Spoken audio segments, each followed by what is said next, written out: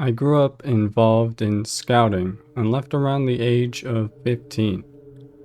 Recently, I became involved as a leader and revisited a campsite that brought back memories of some scary stories from my past camping experiences in rural Australia. I figured I would share one of these stories here and potentially get some insight into what might have happened. When I was about 13 or 14, I went on a camping trip with my troop.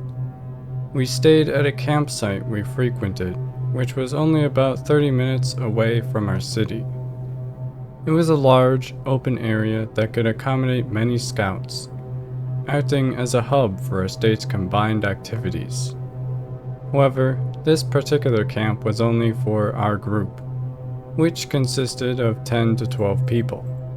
We set up camp in a back corner of the campsite, backed by a fence and thick trees that led to a cliff overlooking a river if you walked far enough.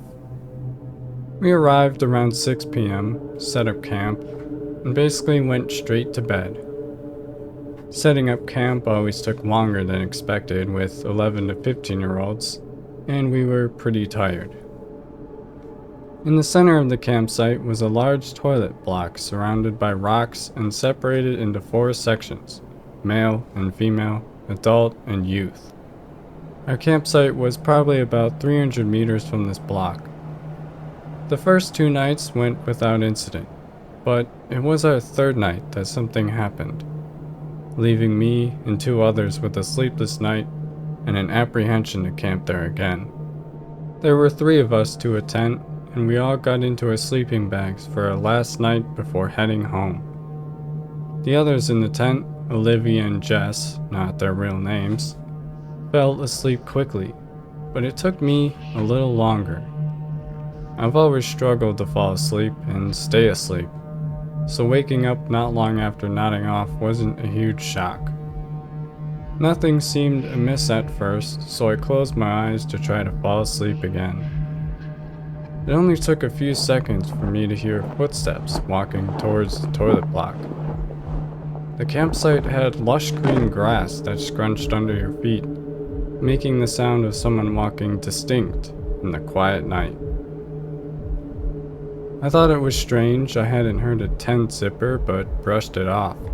A few minutes later, I heard the footsteps approaching again, still a normal course of events until they stopped outside our tent. I looked over and saw both Olivia and Jess were sound asleep, so I knew it wasn't one of them. I waited a few seconds and the footsteps continued moving, so again I figured it was strange but brushed it off. It then sounded like the footsteps looped around the group of tents and back to ours, this time on the other side.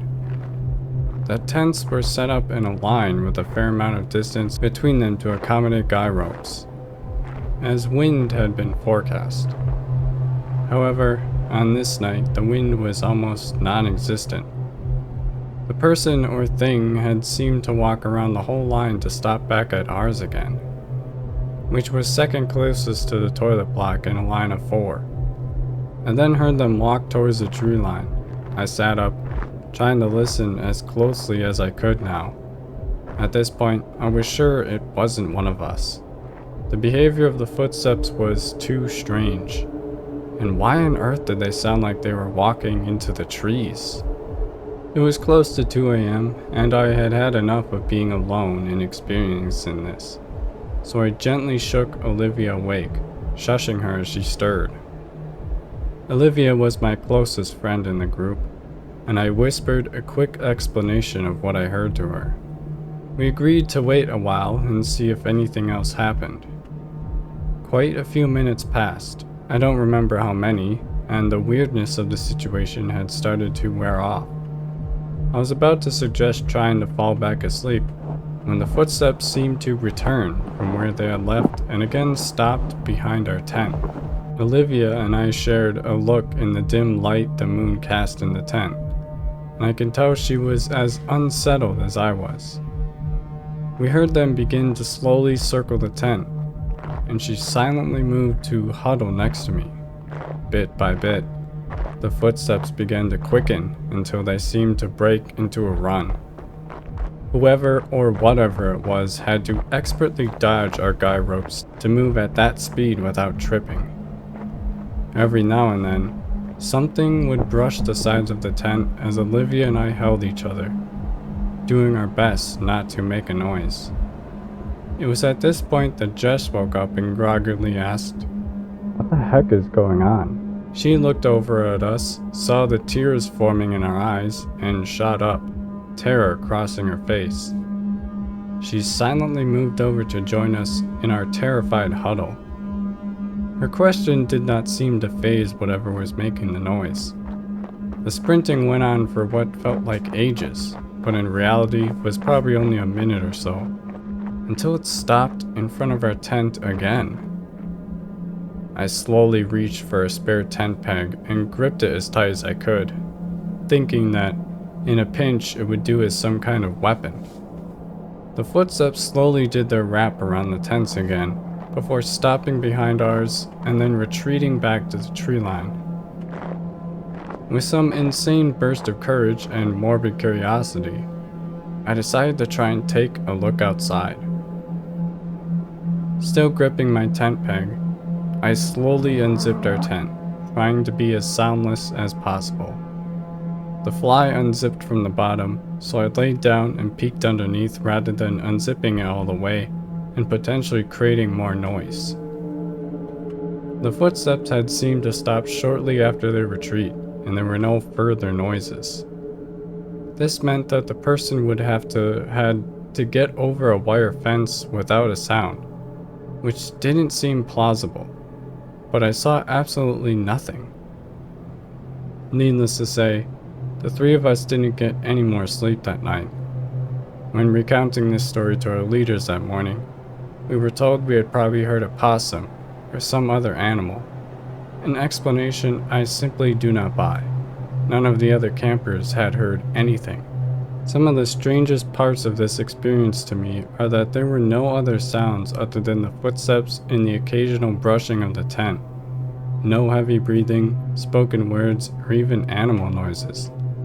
The person or thing seemed to disappear when I went to look, and the targeted and odd nature of the behavior. Why was our tent targeted? Had something been looking for a target and chose us when I awoke? Why did it just leave after scaring the daylights out of a group of teenage girls? Why hadn't anyone else heard anything? Our tents were decently spaced apart for the guy ropes, so it is plausible that the noise was harder to hear for other campers, and maybe not enough to wake them, but the sound seemed fairly loud to us. This isn't the only experience I've had while camping, and not the only one at this campsite, but it is certainly the only one of this magnitude at this particular spot. I know there are some creatures and lore attached to rural Australia, but I'm a little uneducated on them, and would love to learn what this could have been.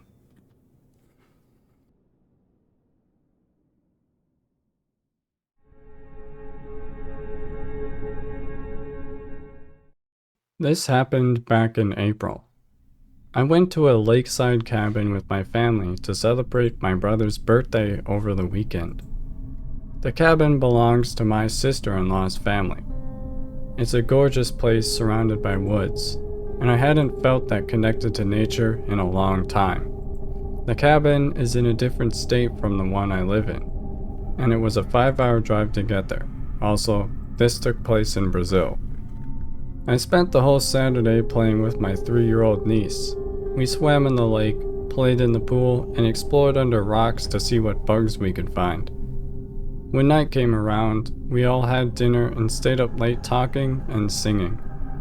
I was the first adult to go to bed because I usually sleep early, and I was feeling that good exhaustion that comes from a day well lived. I planned to wake up around 4:30 a.m. to make coffee and watch the sunrise from the deck that stretched down to the water. However, I ended up getting up around 4 a.m. because I couldn't stay asleep. I had woken up many times throughout the night and had these weird dreams I couldn't remember. When I decided to get up, all that was left in my head was a name: Montinta Pereira. It's the name of a creature from Brazilian folklore, and I didn't really know why it came to mind because it isn't a well-known tale in the region I lived and grew up in. The only previous contact I had with it was from a song that only mentions its name. I didn't know the story behind it, so I just thought, how weird, and went on with my plans to make coffee and wait for the sunrise sitting on the deck. While I was making coffee, I heard my niece crying from the room she was sharing with her parents. I got worried, of course, but figured her parents would deal with whatever was going on. So I headed for the deck and sat down. My niece had stopped crying, everything was fine. I was sitting on the deck, watching the stars and listening to the sounds of the night, the water against the wooden structures of the deck, the splashing of frogs and fish, and the calls of nocturnal birds. I was in heaven. I should mention I got my degree in biology with a specialty in zoology back in 2018. And even though I followed a different career path, I'm still enchanted by nature. While I was at uni, my friends and I would birdwatch most weekends, identifying the species and all that. This is to say, I know my way around Brazilian birds. This is important for the story. So there I was, enjoying my coffee and the rest of the night before dawn, when everything became silent. No more animal sounds. It was like the whole landscape had been devoid of life. And then came the sense of being watched, that gut sensation of impending doom. I was really scared. It was like I had been transported to a dying land, and I was next. I had had my fair share of scares while in the woods, but I had never heard nature go silent. I even considered that I might have been dreaming, trapped lucid in a subconscious state of mind. I decided to look back at the house because that's where I felt I was being watched from. Maybe someone else woke up and was trying to figure out who was sitting in the middle of the deck in the darkness? When I looked back at the house, I didn't see anything at first. Then, I looked towards the roof. It was a full moon, and it was bright enough to see it reflecting off what looked like jet black feathers on a massive bird-like creature. I froze instantly. I started searching my mind for what species of bird it could be, but there was none. It was the size of a person. I couldn't see its beak or face. It was like it was wearing a hooded veil, and only the shape of its head was visible. All I could see was the body, bird-like, skinny but sort of flappy, and its wings. It looked like it was adjusting them for flight, waiting for the right moment. I wanted to scream and run away, but I was frozen in place watching this impossible creature. Suddenly, it opened its massive wings fully and flew to the right, towards the woods. Almost instantly the sounds came back, frogs, birds, the water, and the first colors of the sunrise were starting to show. I just broke down crying, feeling like I was losing my grip on reality. I didn't tell this to anyone, but Mentita Pereira was burning in my brain. When I looked it up, I was floored. The accounts talk about a massive black bird that disrupts people's lives when they make deals with Mentita and don't follow through. I don't know why it was there. Was it after something from a family member of mine who was there? Or was it just passing by? All I know is that my niece has been experiencing night terrors that, coincidentally or not, started that night.